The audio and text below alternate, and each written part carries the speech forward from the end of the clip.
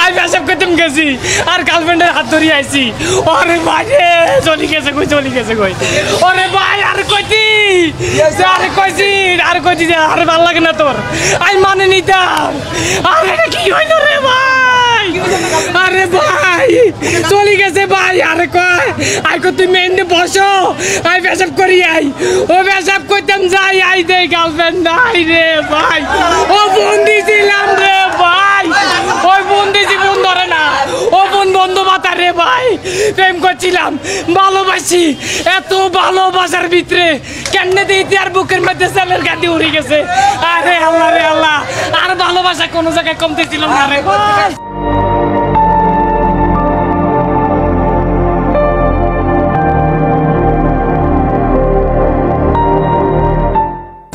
ওরে ভাই ওই গত বছর ওই আয়ো তুফান সিনেমা দেখছি, ওই আর গার্লফ্রেন্ডের সাথে একইভাবে দেখছি।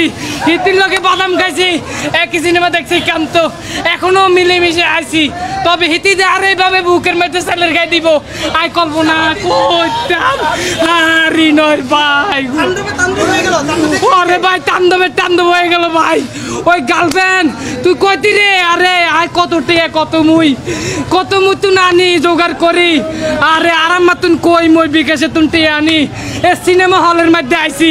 আই তো আর গার্লফ্রেন্ডে বুঝতাম দি না যে আর কাছে টিয়া নাই। আমি মোর সবসময় নিজে অনেক বড় মনে করি। কথাই আছে নিজে সবসময় ছোট মনে করতে, তবে আর নিজে অনেক বড় মনে করি। কিলে মনে করি কারণ আই যদি অনেক ছোট মনে করি গার্লফ্রেন্ড তো আর লোকে থাকতো না। আর হিতিরে বুঝায় যে আর বাবে টিয়ার অভাব নাই। আরে বাবুরে চোখের পানি তো আইয়ে না, কেমনে আইবো? কারণ হিতি তো আর রক্তে মাখে খাইছে। এই রক্তে মাখে টিয়া খাই হিতিও না। আর বুকের মধ্যে সেলের গায়ে উড়ে গেছে। না এই অভিনয় করতেছি না রে ভাই, বিশ্বাস করতে না ভাই। আর গার্লফ্রেন্ডের লোক আইছে আর বলক ভিডিও আছে, একসাথে হাত ধরছিলাম।